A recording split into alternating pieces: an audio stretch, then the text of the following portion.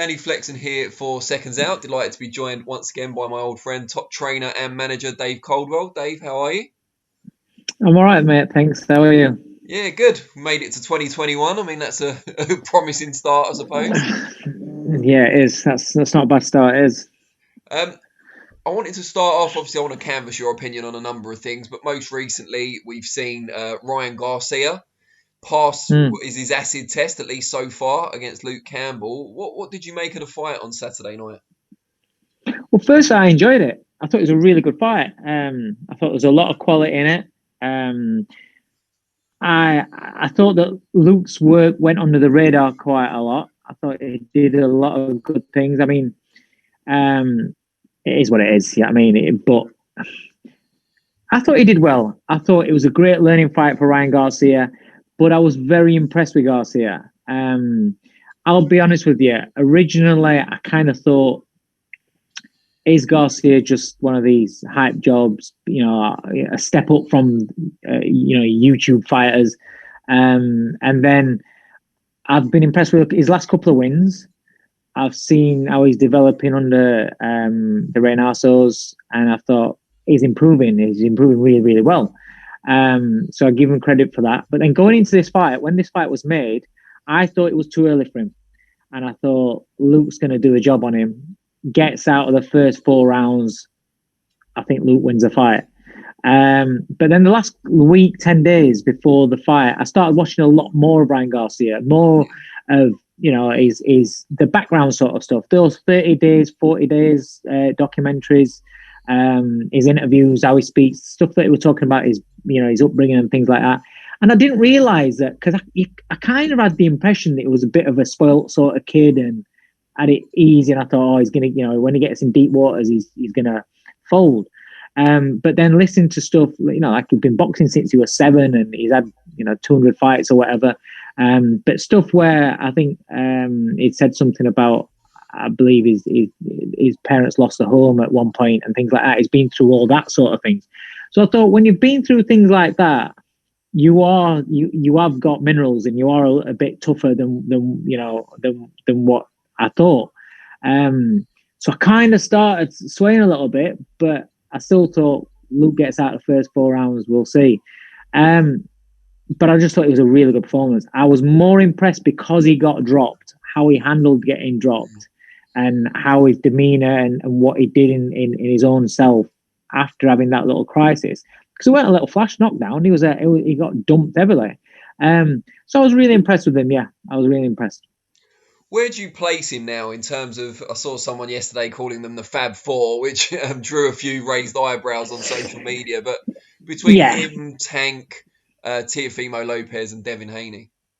I mean, just going back to that, what you said about the FAB Four, it's got the potential to be our generation's or our era's FAB Four. It's got the potential, but they have to fight each other. And, all those fights have to be going off and have a series of fights and things like that. And then for our generation, for our era, that can be ours because this division is fantastic. And there's no two ways about that. It has in it, those fighters there are potentially great fighters going forward, certainly exciting fighters as well. But I wouldn't get too carried away yet because they're all young, but Lopez has beaten Lomachenko, and I'm not. This is where people are writing off Lomachenko saying, it weren't all that. I'm not. Bullshit. The guy was a genius. He is a genius. One bad night at office, somebody beating you. Just because somebody beats you doesn't mean that you're crap. Tommy Hearns got beat in his era against a couple of the couple of the Fab Fours. Does that make him a bad fighter? Roberto Duran got knocked out by Tommy Hearns. Well, does that make him a worse fighter? You can't judge it just on that. So Lomachenko for me is still a great fighter. And so Lopez's win for me deservedly puts him at number 1 out of those guys. Out of the next, that's where you've got to say, okay, I don't really know because I'll need to see them fight each other. Because the fight that I obviously Garcia is shouting off about and he wants, which all credit to him, is Tank. But Tank's like probably the most murderous puncher out of them all. You know, he the one with where he comes for the knockout, devastating, exciting. That is a dangerous fight, and I think maybe right now that's a little bit too early for him. I would like him to fight Devin Haney because I think I know somebody pulled me up on this. Oh, you can't call Devin Haney a prospect. He's a world champion. Well, for me, I still see him as a prospect. You know, he's a world champion via an email. And what's this, you know, what's the signature win for him? I would say Garcia's win against Campbell's a better win than anything that Haney's got. So I would like them two to fight, and let's see who comes through that one. But like I said, I just want them all to fight each other. But I think Tank could be a bit too early for him. I think Lopez would definitely beat him. So either third or fourth, Haney or Garcia, switching them around. I think. I mean, I know Tank. Gervonta Davis is a super featherweight, isn't it? But he's had one fight at lightweight. It looks like he's coming up to lightweight, probably. I don't know, but he's one of those fighters can go in between. It's like Lomachenko. For me, I would like Lomachenko to drop back down to super featherweight, go down to super featherweight. I just think the guys at lightweight were always too big for him. Luke Cambell was too big for him, but it's just that he was that good that he was beating these guys at lightweight. But then he runs into somebody like Lopez, who's got the quality as well as the size and the strength, and then it just became, you know, a massive obstacle. But Lomachenko is somebody that can go super feather or lightweight, same as Gervonta Davis. So you can mix around them weight divisions, you know, really nicely, to be honest. And towards the end of last year, we saw Canelo turn in another incredible performance to beat Callum Smith. Between 160 and 175, who would you pick out as the best chance of beating Canelo? Well, the obvious answer, I think, you would say is Beterbiev, because of his sheer power and the ability to turn your lights off just with one shot. But for me, I would actually say Bivol, because Beterbiev's is brilliant, you know, great fighter, but is a little bit more predictable, and just with his style, a little bit more flat-footed, and I just think Canelo could. I'm not saying he does beat him, but I'm saying he could outbox him. He could find Beterbiev easier to outbox and avoid the bombs, maybe, rather than a Bivol who's got fast feet, very rangy, can use his range, can box, and carries power as well at the same time. So, and I think Bivol is improving all the time as well. So I kind of think Bivol would be the tougher out of the two. But that's one of those where, because if Beterbiev hits you on the chin, then you're knowing about it. But I would say Bivol is the tougher. Just my opinion. What are the fights you most want to see this year? Obviously, everyone says Fury, AJ. That goes without saying. Everyone wants to see that, but fingers crossed it happens. But if you're talking outside of those two, then I want to see Crawford against Spence. Really want to see that. That's a fight where I just think, again, it's a fight where you think you fancy one of them. Yeah, I think he'd win, but you don't know, because you can see both men winning the fight. And I would fancy Crawford to win the fight, but I'm a big fan of Spence as well, and I like what he does. I like how he is. I just think there's different dimensions to Crawford. I think he's got a little bit more going in terms of adaptability than what Spence has. But Spencer's got that sheer strength, the body punching. But yeah, I do think Crawford, because Crawford's a lot stronger than what you think.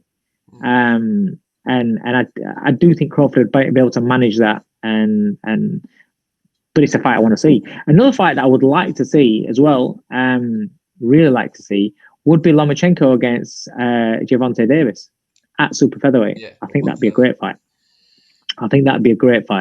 And it's kind of one that's a few people talking about it, and I'm seeing a few people mention it, but not many people talk about that fight, and that is a great fight. So yeah, that's those two outside AJ and Fury. Those two are the two main fights I'd like to see. We talked about Garcia against Campbell. That was, of course, on DAZN, as was Canelo against Smith. At the moment, $199 a month for us lucky UK residents. I don't think that price will last forever, obviously. But what do you make of their launch and how it's gone so far? You can't fault it, can you? As it's been, I mean, look at what we've had. The schedule's been great. The names on there have been great. And also, do you know what as well is the content pre-fight, the build-up. They're great. You know, I like stuff like, I remember, you know, you go back to the HBO 24/7s and things like that, and your Showtime behind the scenes stuff. I love that when Sky do the behind the ropes and them kind of things. They're what get you excited for the fight. And also you're getting to see the personalities of the fighters, and you're getting to see the other side, where sometimes when you just see little snippets on Twitter or your Instagrams and you see fighters selling themselves to get a fight or make a fight, you kind of switch off from them. You don't, you know, you think you're not going to like them. You're not really a fan of them. But then you see them more in depth. You see the people that they have around them and you think, oh, do you know what? It's like Garcia. Watching sorry about that, somebody trying to ring me. Watching the Garcia promos, Garcia Campbell promos and everything, you saw more about his family, you saw how he is away from just the talking about boxing and stuff. I like the kid, and he gets the art of promotion, he gets all that, he gets, you know, that's the reason why he's a big superstar, even before he'd achieved anything as such. So I don't mind him for that, and like I said, you get to see a little bit more of the personalities, and the DAZN content I think is really, really good. So for $199, it's been the best $199 I've spent in a month. Obviously it's going to go up. The problem with that is when you're talking about whether it's you're dual football, you're dual fan of football and boxing, so you're gonna have your Sky Sports, you might have your BTs because you like some of the fighters that BT have got, or the shows that Queensbury put on. They do UFC as well, don't they, BT? Right, so yeah, okay. You see, I don't watch UFC, but yeah, obviously plenty of people. So. Yeah, so plenty of people do. So they might have it for that as well. And then now as well, there's Amazon. So it's like for me.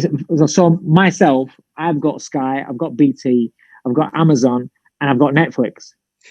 So that's a lot. But I watch little bits from each thing. You know, I've got kids. You know, so you're constantly looking for family films, which, you know, it crosses all over them, as well as the sport for football and for boxing. But then to have to then pay another subscription, then as well, it's like, then you're gonna have to start thinking, well, okay, which one am I gonna let go? You know, and so you have to make choices, and it's not an ideal world because everything, you know, pay, but you have to then make choices. You then decide, well, am I going to fork out another one and have them all, or am I going to start cutting? And that's what you have to make decisions on. But if you want this content, whether it's your BT or you want to, you know, whatever it is, whoever it is that the main fighters that you watch, you're gonna have to pay, really. Give us some personal goals for yourself and your stable in 2021. Danny, I just want to get my fighters active. It's just, listen, there's nothing that anyone can do about it. It's not something we can control, you know.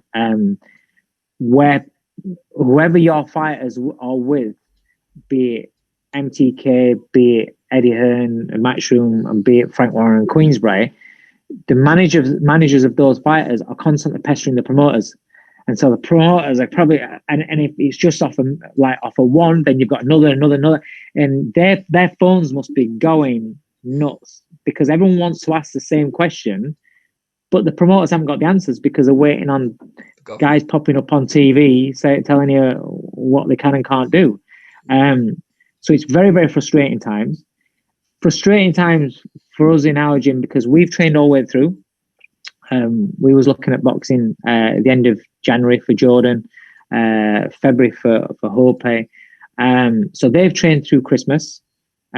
Jordan spent New Year's Eve up here on his own rather than with his wife and family back home, because we wanted to make sure we carried on training. And then, you get January blasted out of the water, and now it's like, when are we going to fight? And he's ready to go. He's training, ready to go for a 12-rounder at 9 stone. Ready, whatever happens, he's ready. So if we get offered an 8-rounder, we take it. Get offered a 10-rounder, we take it. Get offered a 12-rounder, we take it. We're ready. I mean, that's how my guys are working. Hopi Price, the same. He's ready to go. We don't want to be in a position where, obviously, those fighters are in Matchroom. So we get a call off a Matchroom. Eddie says, got a slot, blah, blah, this day, 9 stone, 12 rounds. And I don't want to be turning around saying, oh, we're not going to be ready for them. No, we're ready. We're ready. And whatever comes, comes. And that's how we've got to be. And that's how I've said to the guys that I manage. The big problem that I've got is the guys that I manage that aren't with a major promoter are fucked. I've got kids like Callum Beardo lives in the gym, lives for it. He's a young pro, a couple of fights in, can't get a fight because there's no small law boxing. And because he's unbeaten in a couple of fights, trying to get a TV promoter's prospect to take that fight, they're like, oh well, no, we don't know enough for him. He's half decent, so it's difficult, So I want to get my fighters busy. The Jordan Gill, I want European / world level brackets going into it. That now, because of the pandemic, we have to take leaps higher, bigger leaps than what we would normally take.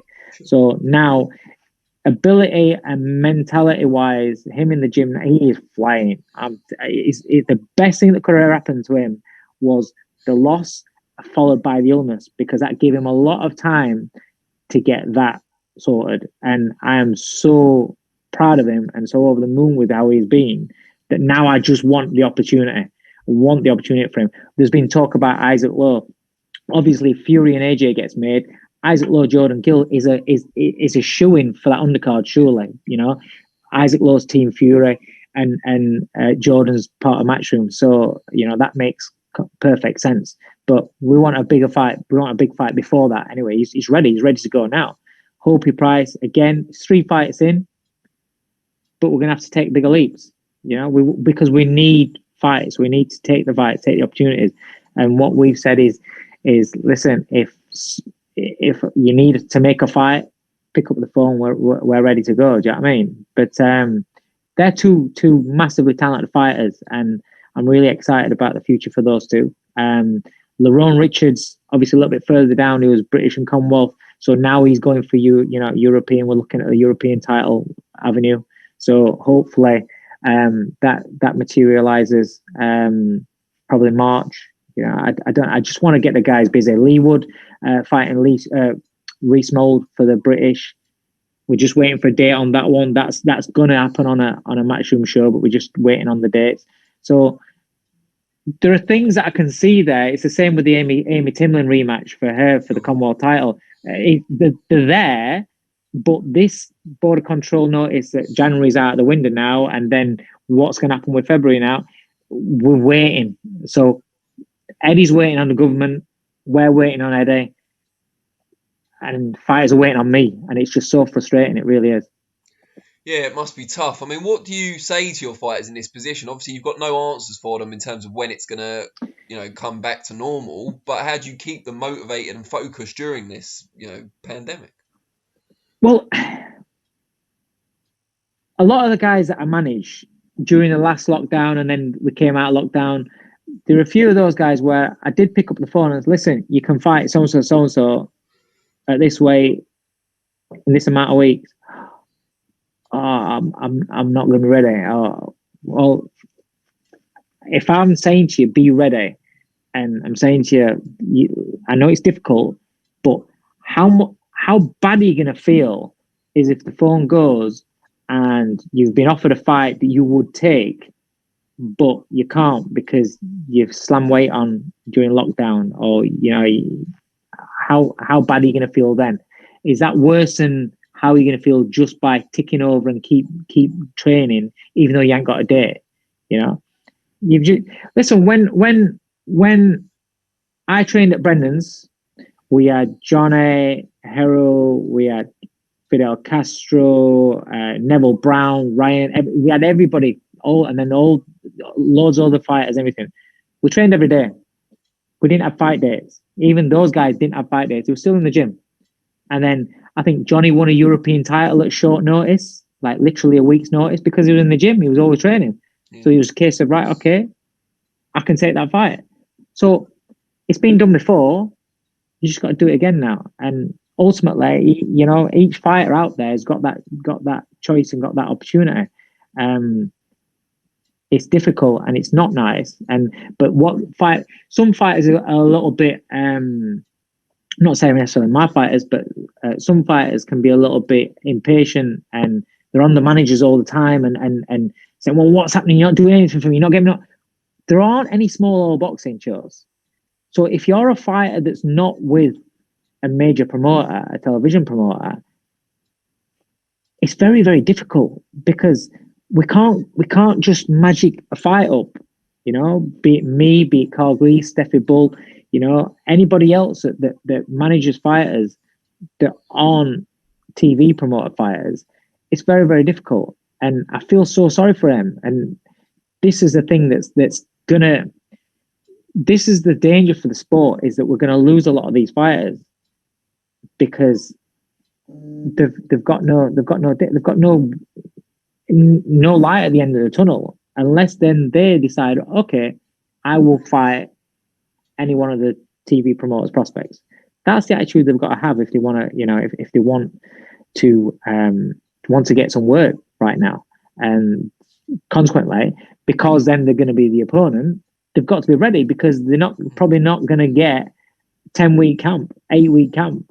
It's going to be a case of, right, okay, 3-4 weeks. Yeah, I'll take that fight. Great stuff. Well, Dave, always appreciate your insight. It's really good to discuss things right at the start of the year. We'll have to review in a few months and see how things have been. Yeah. Fingers crossed we have a good year. Fingers crossed. Once it gets to springtime, we can get on a bit of a roll, and things start opening up again, and fighters get active again. Fingers crossed. Well, let's catch up soon, and we'll see how we're going. Thanks, mate. Cheers. Cheers, mate. Have a good one. Take care. And you, mate. Take care. Bye.